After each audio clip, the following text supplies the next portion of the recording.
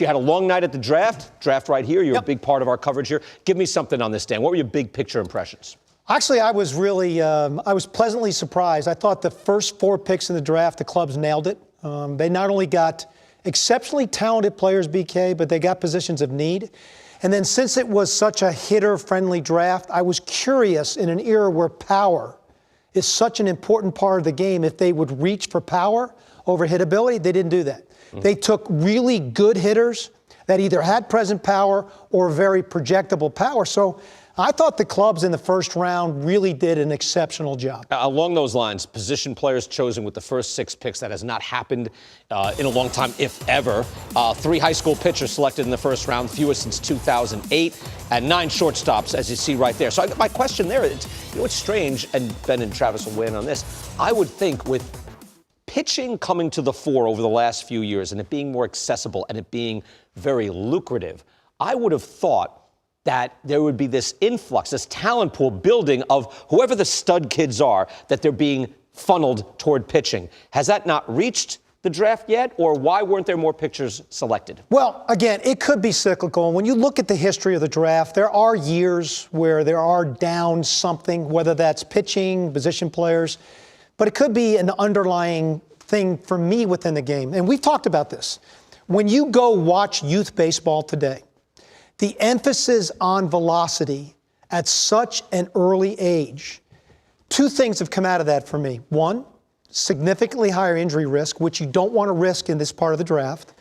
And number 2, the feel and understanding of the game of pitching is almost eliminated from their thought process, because the reward system that's set up in the game for college scholarship or for getting drafted is simply power. So it's too early to say if it's a trend. 1 year doesn't make a trend. I also think, and these guys can jump into here because you mentioned it, usage patterns at the big league level.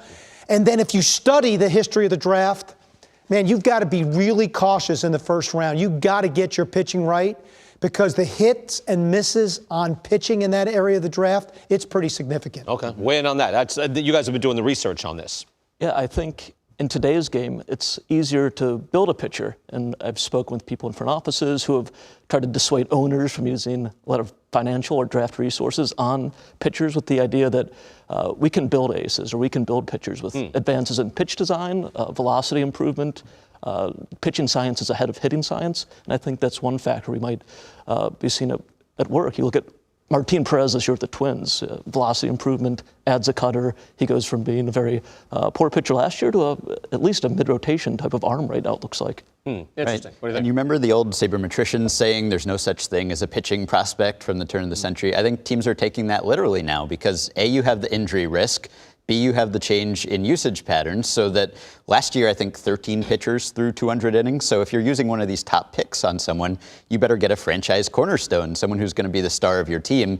And pitchers just don't fill that role anymore. You know, the roles of starter and reliever are just blending together to this point. So I think you put those things together, you put what Travis said about being able to design a pitcher from scratch and not having to use one of these top picks on those guys, I think it's probably a real trend. You know, I do agree that the predictability model for high school pitchers in general is just wrought with tremendous risk. For me, personally, I always love drafting position players. And yeah, as you know, we did that pretty heavily in Cleveland. We may not have won a World Series because the pitching area was not what it should have been. But the predictability models, when you look and study the draft, they're so much more successful when you base that on position players, especially position players that can hit. Along those lines, has the variance changed, where it used to be whoever the stud kid was throwing 98 in high school, right? That kid was way ahead of everybody else. Has now the player development side gotten to the point where even youth development, where no, the kids now have kind of bridged that gap where there's not that wide gap in variance? Yeah, we're seeing a lot more kids throwing in the upper 90s in the draft. A lot of them have perhaps injury concerns around them, and there's a debate on whether that velocity creation is good or bad, but we are seeing a higher level of velocity skill entering the game. And watch any professional game, any major league game, and it's not surprising to see 95 on any given pitch any night, and it's becoming less surprising to see that amongst amateur arms. Let me ask you both this quick question. I asked it yesterday. Have we gotten any better, with all this information, have we gotten better at evaluating and selecting future pros or stars? I think we're going to see guys move more quickly. Some of these pitchers, we may not see as many go at the top of the draft, but I think some of them are so polished when they come out of these college programs because they have TrackMan, they have all the advanced pitcher design, all the advanced player development stuff that we're talking about in pro ball. This starts in high school, in college. So I think you're going to see guys move quickly, even if they're not top picks. We'll see them come out knowing the things that guys used to have to go to pro ball to learn. Okay. What do you think about that? Where you can see, like, no, we can predict a lot more because we know precisely what this guy's throwing. Yeah, I think one big important aspect of our book is practice has become smarter. You can see the tech is there to show how the ball comes off a pitcher's fingertips, how he's imparting spin. You see the spin axis, the spin rate. So instead of searching, you're seeing objective results. You can quantify performance.